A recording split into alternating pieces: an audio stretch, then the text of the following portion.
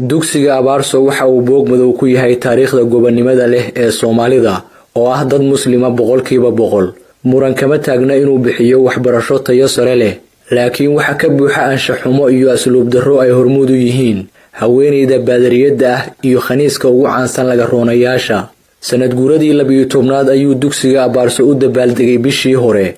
dhaqan xumooyinka dhexdiisa daadsan ayaa soo ifbaxay sanadkii 2012 markaasoo wargeyska Waaheen uu suxufiga Maxamuud Cabdi Jaamac Xuuto uu ku daabacay in anshaxumo lagu barto dugsiga Abaarso. wargeyska Waaheen oo fadhigiisu ahaa Hargeysa ayaa xogtan helay kadib khilaaf diimeed oo soo kala dhexgalay Jonathan Star iyo Dr. Axmed Xuseen Ciise oo ka mid ahaa asaasayaashii dugsigan.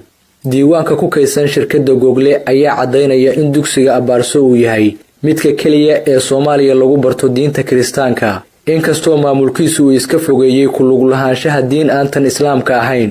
dhaqan xumada huursan oo warbaahinta Somaliland ay indhaha ka daboolatay waxa ka mid ah inuusan jirin farqi u dhaxeeya gabdhaha iyo wiilasha qaangaarka ah oo isku dhex jira inta badan. faraka ciyaarka joogtada ah iyo dheesha banooniga ayaa dhaqanka ah dugsigan, waxaana galab walba garoonka dugsiga ku wada ciyaara wiilal iyo gabdho qaangaar ah oo wata funaanado, surweelo iyo kabo sportisa. arday ka mid ah wiilasha laga saaray dugsigan ayaa sheegay in habeenkii loo shido filimo anshax darro ah iyadoo la isugu yimaado hoolka dugsiga oo ah halka ay ka bilaabato dheesha qoobka ciyaarka ee lagu wada raaxaysto muusig iyo nalal iftiinkooda uu daciif yahay. ilo lagu kalsoonaan karo ayaa tibaaxaya in dugsigani uu leeyahay waasko lagu dabaasho oo ay ragga iyo dumarku wadaagaan. kaniisadda The Elevation ayaa qoraal ay ku daabacday barteeda Twitter-ka waxa ay ku sheegtay in baadariyada Pastor Joy Isa ay Somaliland u tagtay si ay u faafiso diinta Kiristaanka, waxaana maqaalkooda lagu yiri duco ayaan raacinayaa wadaadda oo Somaliland u tagaysa hawlo diimeed. qoraalkan ayaa la daabacay 18 bishii July ee sanadkan. kaniisadda ayaa tirtirtay qoraalkeedii kadib baraarug ku yimi shacabka Soomaaliyeed iyadoo markii dambe dafirtay in Joy ay fidiso diinta Kiristaanka. muuqaal lagu baahiyay YouTube-ka ayay ku sharaxaysaa diinta Kiristaanka, waxaana ay tiri magaca Jesus adigoo kaalmaysanaya ku taageer joogitaankaaga Ilaahayow, codkaaga maqashii adiga oo leh kan ayaa ah dariiqii waana ay ku socon doonaan.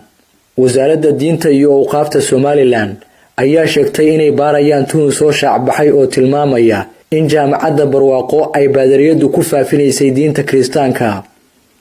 Samafale Cabdimaalik Muuse Coldoon oo Somaliland ka waday olole ka dhana xarunta dhaqanka ee Hargeysa iyo dugsiga Abaarso ayaa xabsiga ku sii nagaanaya iyadoo suxufiga khaniiska ah ee Anderson Cooper iyo Jonathan Star asaasaha xarunta Abaarso iyo baadariyada Pastor Joy Isa ay magaalada Addis Ababa kula kulmeen danjirayaal Amerikaana iyo saraakiil ka tirsan dawladda Itoobiya oo ay kala hadleen sidii ay u fududeyn lahaayeen in xabsiyada Itoobiya loo dhaadhiciyo Coldoon. saraakiisha Itoobiyaanka ayay u soo jeediyeen in Samafale Cabdimaalik Coldoon lagula xisaabtamo warar uu ka faafiyay xasuuqii ka dhacay deegaanka Jaamac Dubad iyo dambiyo dagaal oo ciidamada Itoobiya ay ka geysteen deegaanka Gaashaamo. Somaliland waxa ka hoos baxday mahmaahdii ahayd ninkaad kabahaaga ka tolanayso kabihiisa ayaa la eegaa, taasoo muujinaysa inay ka marin habaabeen inay doortaan dad dhaqan wanaagsan oo la aqoona baadariyada Pastor Joy Isa iyo suxufiga Anderson Cooper oo ah qofka ugu caansan dadka isku jinsiga ee isku galmooda.